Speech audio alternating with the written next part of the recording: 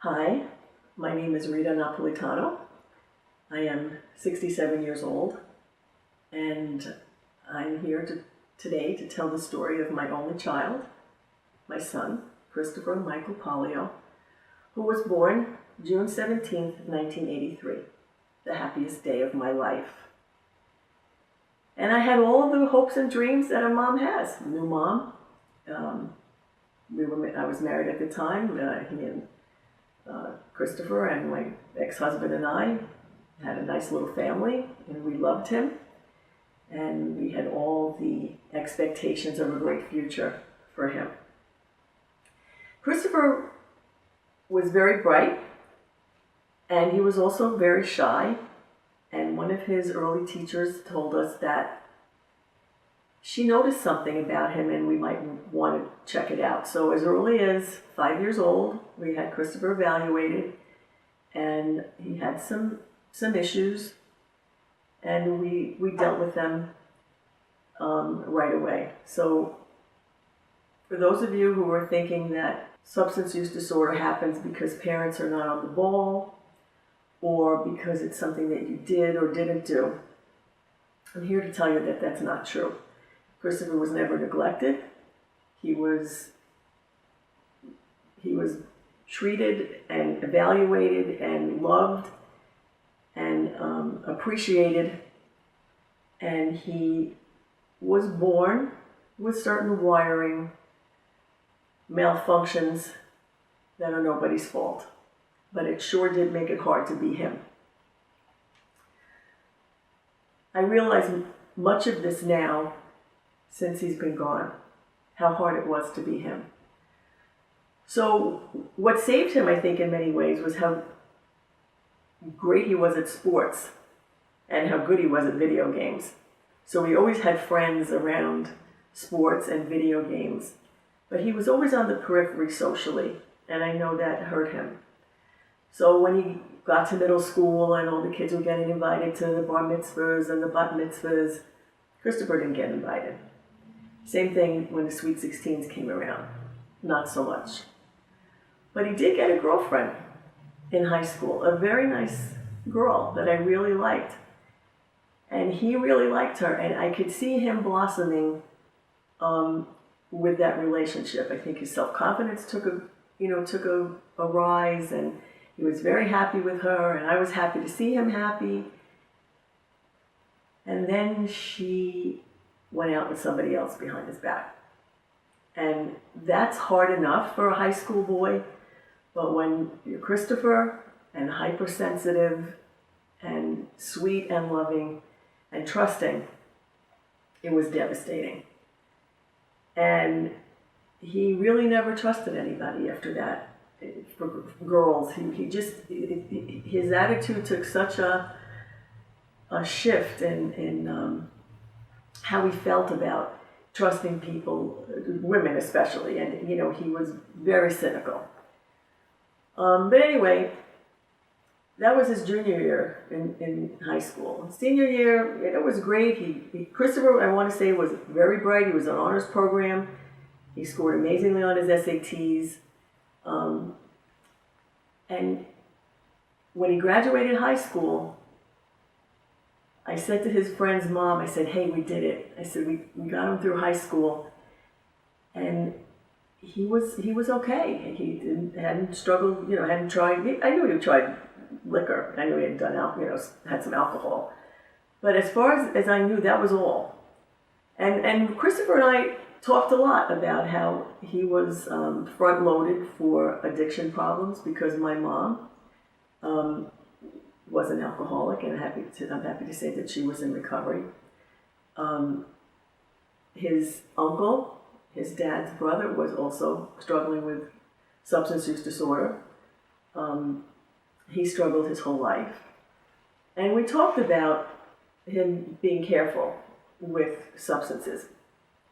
But you're talking to teenagers, and you're talking to kids who think it's never going to happen to them.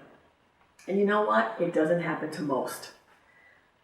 We've all experimented along the way with something or other, mood altering, and you kind of enter this tunnel, when you're a young adult, And most people come out of the tunnel with no problem.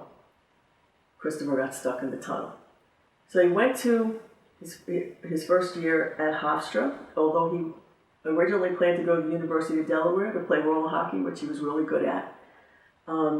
He decided over that summer between senior year and college that he wasn't ready to go away.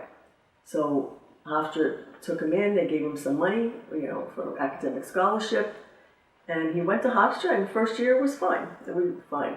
By the second year, things were going south. I know that he was hanging around with somebody that he would smoke pot with a lot. I noticed for him that the pot changed him a lot. It just made him not want to do anything. It took away all his desire to do anything. And shortly before that, we had taken him to, I can't even remember the name of the doctor now, was a neuropsychiatrist who basically affirmed the fact that Christopher's wiring was a little cockeyed. And he told us, be careful. Told me and his father to be careful. And, well, be careful about what? You've got a 17 or 18-year-old person on your hands. And how are we supposed to be careful? And when I think back on that, I realize that it was so unfair of him to say that to us, because what do you do? Those of you who are parents understand that you're not with them every second. And comes to a certain point where you can't really make them do anything. So I realized that Christopher had a problem. We took him, his father was in denial about the problem that he had. He didn't think it was any big deal, and after all, kids smoke pot and blah, blah, blah. And I insisted that he go for an evaluation, and it turns out that at that time, the director of the Tempo Group in Belmore thought that his drug of choice was alcohol. And they were so upset, my son and his father at the time, that they both walked out of the room. And so I was left there sitting there alone with my fiance, and because I was the only one who believed Christopher had a problem. So I signed up for the parent groups, and Christopher signed up for some things, outpatient also, but he really wasn't convinced that he had a problem. This goes back to the year was about 2000. He graduated high school in 2001, so this was around 2003, 2004. And he just refused treatment, basically.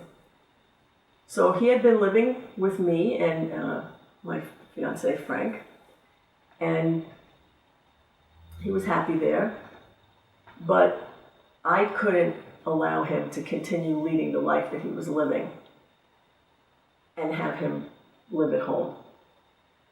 So I went to him and his dad together and gave him an ultimatum, which was basically, I want you to be with me, Christopher.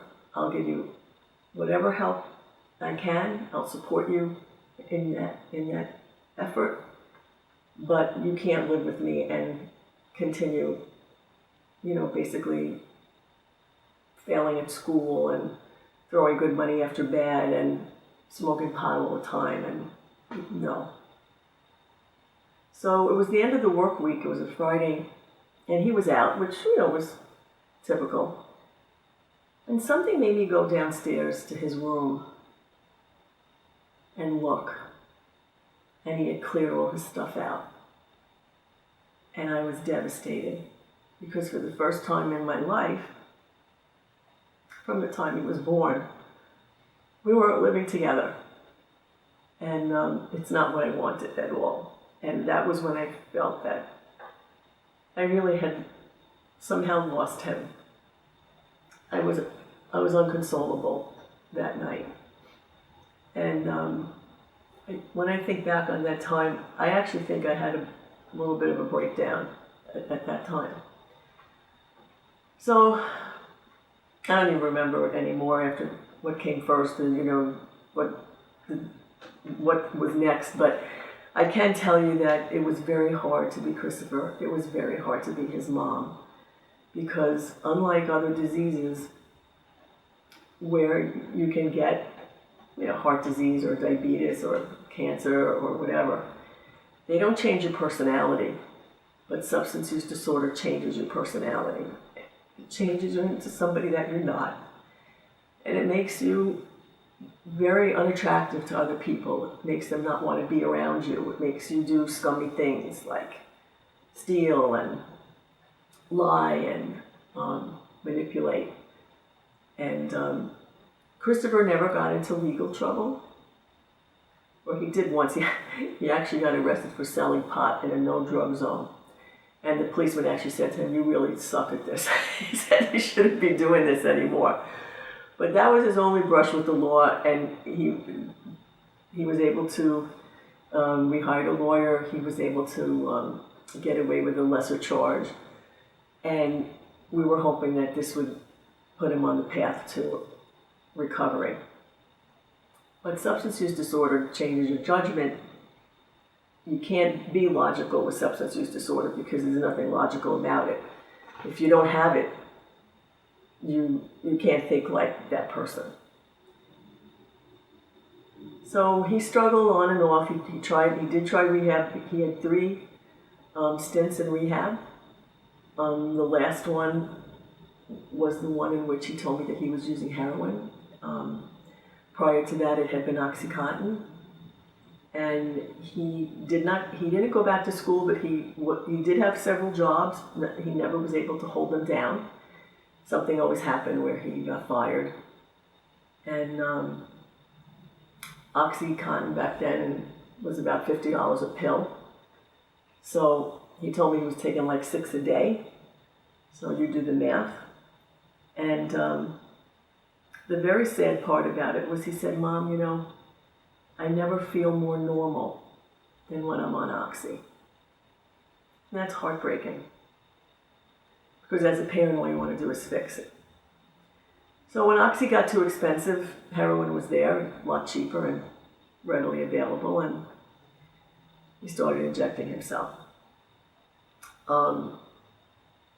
I had given him a gold chain, which he wanted when he was 16 years old, after I made a trip to Italy. And I noticed one day that he wasn't wearing it anymore. And he said, "Mom, I want you to know that it's the last thing that I sold." So it's very heartbreaking to have a child who suffers with substance use disorder, because when you're a parent, you have hopes and dreams for your kids, and you're chugging along the parent track, and it's really great. And then you find out this information, and the switch gets thrown. And now you're off on a whole other journey than the other people who are still going straight. And now it doesn't matter anymore if your kid graduates college, if he has a career, if he becomes a doctor, lawyer, Indian chief. It doesn't matter. All you care about is that your child should be clean and sober and healthy and a card-carrying member of society where he can live in his own skin and have a productive life. So that's where I was all the time, hoping that he could just get to that place. His final stint in rehab was his most successful. And for the first time, I actually thought that he might make it. He was 28, and he was living in a sober house. And I left him on a Memorial Day weekend in 2012. It was a Friday. I had the day off, and we had a nice day. We went to lunch, and I dropped him off at the sober house, and I had plans for the weekend. We agreed to meet up after the weekend. So while I was doing my thing on Memorial Day weekend and everything, and thinking everything was fine, I got a call on that Memorial Monday, 2012, May 28th, from his dad, saying that he received a call from the police that Christopher was found dead in the trailer where they were living, because they had a fire, so there was a trailer on the property. Not only was he dead, but he had been there since Saturday.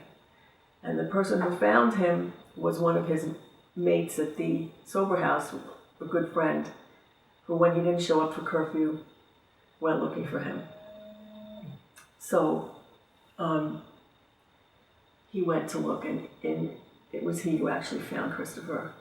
And then the police came, and I was getting ready for a barbecue. Answered the phone, and my life changed on the dime. And so it's been 5.5 years. It's a life-altering experience, and I wouldn't wish it for anybody. And it was only until I lost Christopher that I realized how many people have lost children for so many different, reasons. And it truly is life-altering. Sadly, not a lot is new on the substance abuse front. We are saving more people with Narcan, thank goodness, that fewer people are dying from overdoses or, dying less often from overdoses. But my question is, once we save them, what do we do with them? And we don't have a really good answer for that yet. For anybody who's struggling with the disease, there is help out there. Seek it. To those people struggling with substance use disorder, there are 26 million people in recovery. That's a huge number. Most people who suffer never seek treatment. So in order to get better, you have to go for help. If you had a physical disease, you go to the doctor. Substance use disorder comes under the umbrella of mental illness. Very often we've now found, and it certainly was true with Christopher, that there are co-occurring mental health issues that happen that make people more susceptible to substance use disorder. It can be depression, anxiety, it can be trauma early in life, it can be how early you first used the first substance. We now know that there are certain indicators, and there is help. There is help out there for parents and loved ones who are suffering with their children and other loved ones. The most important thing to remember is that we can't change them. That we need to make our lives as good as possible for ourselves and also to be there to support our loved one. There is nothing that we can do to change that person. So for me, I went to parent groups, I went to Al-Anon. I learned about supporting myself so I could be a support to Christopher. And he appreciated the fact that I went and got help for myself, because like him, he said, "Mom, I'm the one who's got to take care of me." And likewise, I was the person who had to take care of myself. So there is help for us too. There's help for the loved ones. There are, all kinds of opportunities to share with people who speak the same language that you do. And I'm one of those people who finds it easy to be in a support group. I hope you are too. I forgot to talk about the shame and stigma of substance use disorder.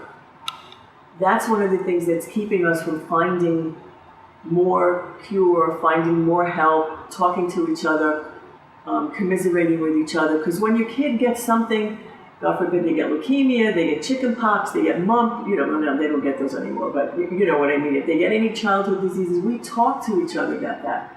But as soon as you know your kid's got a drug problem, oh hell no, we don't talk. And we go right into our secret mode, and we don't say anything. And it gets worse and worse and worse because we have nobody to share with, and it just keeps that shame and stigma growing so that there's nothing we can do about it. So please, talk about the problem. Everybody knows somebody who's suffering with it. It's not new. It's been around for ages, but in order to get further, we have to talk to each other.